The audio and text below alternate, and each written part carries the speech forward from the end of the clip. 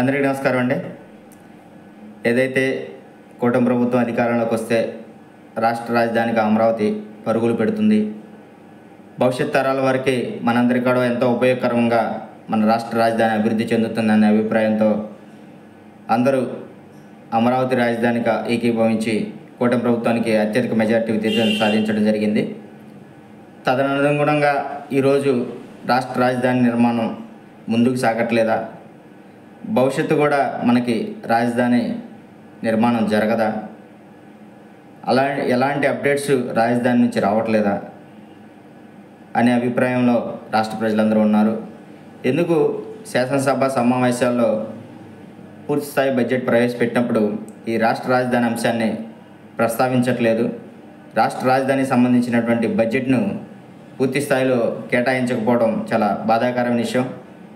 దీన్ని మంత్రులు మాట్లాడుతూ ఒక సెల్ఫ్ ఫైనాన్స్ ప్రాజెక్టుగా అభివర్ణిస్తున్నారు.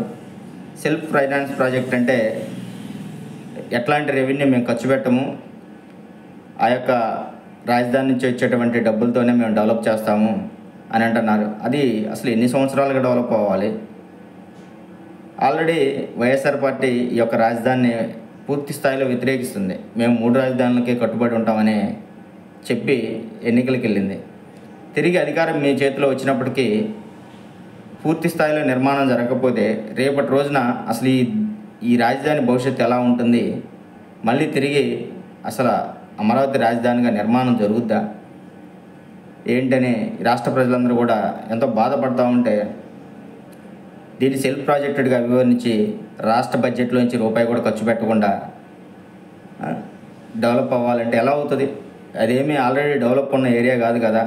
అక్కడ ఉన్నటువంటి రైతులు ఇచ్చిన భూముల్ని అమ్ముకొని ఆ యొక్క వచ్చే రెవెన్యూ ద్వారా డెవలప్ చేయడానికి ఆల్రెడీ ఆ ఏరియా ఏమీ పూర్తి స్థాయిలో డెవలప్ అయి ఉంటే, హైదరాబాద్లో కోకాపేటలాగా డెవలప్ అయి ఉంటే, ఒక ఎకరం 100 కోట్లు 150 కోట్లు అమ్మితే దాని ద్వారా రెవెన్యూ వస్తుంది అనుకోవచ్చు.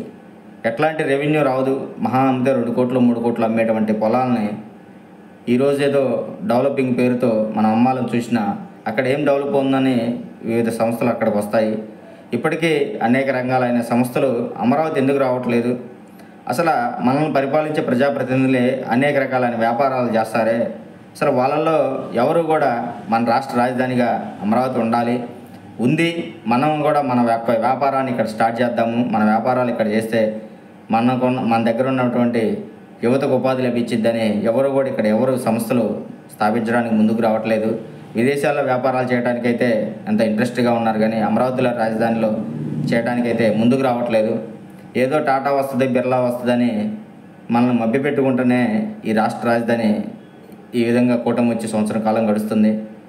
హెచ్ఓడి టవర్స్ వద్ద ఉన్న వాటర్ డీవాటరింగ్కే 2 నెలల కాలం పట్టింది. అంటే ఎంత విధ్వంసం జరిగింది గత ప్రభుత్వంలో. అది తెలిసినటువంటి ఈరోజు కూటమి ప్రభుత్వం కూడా పూర్తి స్థాయిలో బడ్జెట్ ప్రవేశపెట్టినప్పుడు ఒక 20,000 కోట్లైనా కానీ రాజధాని కేటాయించాలి.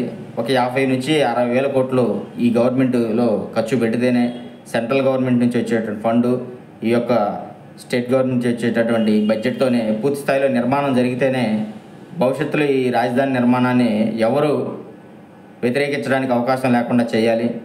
ఇలాంటి అవకాశం ఉన్నప్పుడు కూడా పూర్తి స్థాయిలో బడ్జెట్ రూపాయి కూడా ఖర్చు పెట్టకుండా ఇది ఒక సెల్ఫ్ ఫైనాన్స్ ప్రాజెక్టుగా అభివర్ణిస్తున్నారు. ఇప్పటికిప్పుడు ఏ విధంగా డెవలప్ అవుతుంది? అసలు ఏ సంస్థలు ఇక్కడికి రావట్లేదే. మీరు స్థలాలు కేటాయించినప్పుడు కూడా తిరిగి ఎవరు కూడా చూడట్లేదు.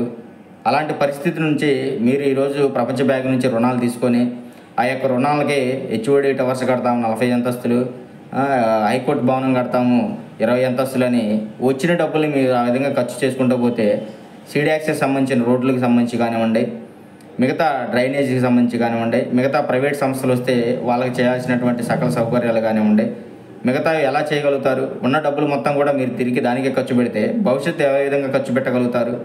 దయచేసి ఉన్న డబ్బులు మొత్తం కూడా హెచ్ఓడి టవర్స్కో, హైకోర్టు బిల్డింగ్స్కో, సచివాలయానికో ఖర్చు పెడితే అసలు ఏ విధంగా ఈ రాజధాని డెవలప్ అవుతుంది? ఇప్పటికైనా కానీ రాష్ట్ర ప్రజలందరూ కూడా మనందరి కోసం ఆసక్తిగా మీరందరూ ఏదో చేస్తారని ఈ రాష్ట్ర రాజధాని అభివృద్ధి చెందిందనే ఉద్దేశంతో మీ మీద నమ్మకం ఉంచితే మీరేదో అప్పులు చేసి ఐకానిక్ టవర్స్, హెచ్ఓడి బిల్డింగ్స్ కట్టడం వల్ల అక్కడ రూపాయి రెవెన్యూ కూడా రాదు కదా. రెవెన్యూ వచ్చే మార్గాలు చూడండి. రెవెన్యూ వస్తేనే రాష్ట్ర రాజధాని పూర్తి స్థాయిలో నిర్మాణం ఆటోమేటిక్గా జరుగుతుంది. అనేక కంపెనీలకు భరోసా ఇచ్చినట్లు ఉంటుంది. దయచేసి ఆ విధంగా కార్యాచరణ రూపొందించాలి. రెవెన్యూ రాని ప్రాంతం ఏదైనా కానీ అది డెవలప్ అవ్వదు. ఒక గ్రామాన్ని చూసుకుంటే ఒక 20,000 ఉన్న జనాభా ఉంటే ఆటోమేటిక్గా అది డెవలప్ అవుతుంది. కారణం అనేక రకాలైన షాపింగ్ కాంప్లెక్స్లు కానీ షాపులు కానీ ఆ ఏరియాలో ఉండటం వల్ల అక్కడికి వస్తుంటారు. అది ఒక రెవెన్యూ పరంగా డెవలప్ అవుతుంది. ఆ విధంగా ఆలోచన చేయకుండా గవర్నమెంట్ బిల్డింగ్లు స్టేర్ల మీద స్టేర్లు కట్టుకోవడం వల్ల అది దానివల్ల రూపాయి కూడా రెవెన్యూ వచ్చేది ఉండదు కదా. సో దాన్ని బట్టి ఏ సంస్థలు, ప్రైవేట్ సంస్థలు అక్కడికి రావడానికి ఇష్టపడవు. దయచేసి ఉన్న డబ్బుని పొదుపుగా ఉపయోగించి ముందు ప్రైవేట్ సంస్థలు, అలాగే స్టేట్ గవర్నమెంట్ సంస్థలు, సెంట్రల్ గవర్నమెంట్ సంస్థలు అక్కడికి వచ్చేటట్లుగా, ఆ విధంగా ఉపాధి లభించేటట్లుగా ఏర్పాట్లు చేయండి. ఇప్పుడున్నటువంటి వాటిని వాడుకోండి. ఇప్పుడున్నటువంటి అన్నింటిని వాడుకున్నాకే ఏదైనా కానీ అభివృద్ధి పదంలో నడుస్తుంది. అదే మనందరికీ నేనుగా చెప్పదలుచుకునేది.